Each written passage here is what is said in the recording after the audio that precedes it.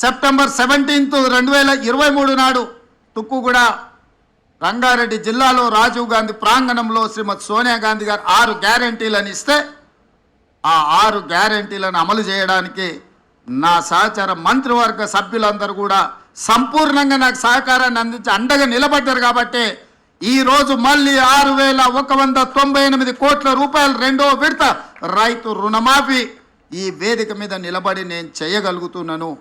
ఇది మా చిత్తశుద్ధి. మా చిత్తశుద్ధిని ఎవరు శంకించలేరు, మా ప్రణాళికల్ని ఎవరు ప్రశ్నించలేరు. అందుకే ఈరోజు ఇంత మంచి కార్యక్రమాన్ని ఆలస్యం చేయొద్దు. 2 వారాలు కూడా పూర్తి కాలే. జూలై 18, 2024 నాడు మొదటి విడత ₹1,00,000 వరకు ఉన్న వాళ్ళకి అందరికీ మొదటి విడతలో వాళ్లకు అప్పులు చెల్లించి ఇప్పుడు 0 నుంచి 1,50,000 వరకు ఉన్న రైతులందరికీ ఇవాళ ఈ గంటలో మనం వాళ్ళ రుణాలను మాఫీ చేస్తున్నాం.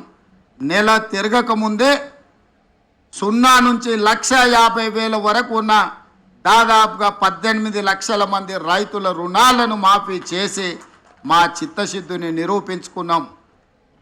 ఇక 0 నుంచి 2 లక్షల వరకు ఉన్న రైతు రుణమాఫీని ఆగస్టు నెలలో చేసి ఆగస్టు నెల రైతులకు దేశానికి ఎట్లయితే స్వతంత్రం వచ్చిందో, పరాయి పీడనలో విముక్తి కలిగిందో, బ్యాంకుల నుంచి అప్పు రుణ విముక్తులను చేసి స్వేచ్ఛ జీవులను రైతులను చెయ్యాలనేదే మా ఆలోచన.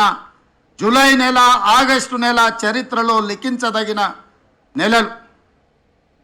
నేను ఒక్క మాట స్పష్టంగా చెప్పదలుచుకున్నా.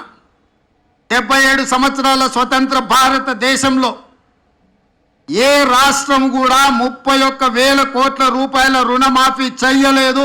ఈరోజు తెలంగాణ రాష్ట్రం మా ప్రభుత్వం చేసింది.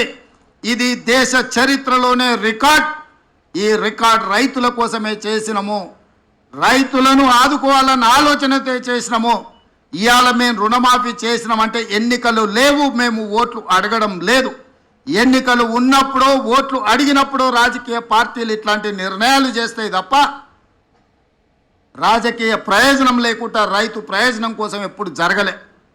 కానీ మేము రైతు ప్రయోజనానికే ప్రాధాన్యత ఇవ్వాలన్న ఆలోచనతో ఏ ఓట్లు లేనప్పుడు, ఏ సీట్లకు ఎన్నికలు జరగనప్పుడు ఈరోజు ఈ కార్యక్రమాన్ని తీసుకోవడం ద్వారా రైతులకు అండగా నిలబడతామన్న విశ్వాసాన్ని మేము కల్పించదలుచుకున్నాం. బ్యాంకర్స్ కూడా ఒక మాట, కార్పొరేట్ కంపెనీలు అప్పులు చేస్తే మొండి బకాయిలుగా మారితే చెల్లిస్తాం, 1 టైం సెటిల్మెంట్ చేయండి అని అప్పు 10 లక్షలు ఉంటే దాన్ని 3 లక్షలకే తగ్గించుకొని కుదించుకొని అప్పులు చెల్లిస్తుంటారు. కానీ ఇవాళ రైతుల ఆత్మగౌరవం దెబ్బ తినకూడదు అని చెప్పి మా బట్టి విక్రమార్క గారు మేము ఆలోచన చేసి మేము 1 టైం సెటిల్మెంట్ అడగలే, ఫుల్ టైం సెటిల్మెంట్ చేసినాం. మీకున్న మొత్తం 1 పైసా తగ్గకుండా మీ ఖాతాలు వేసినాం.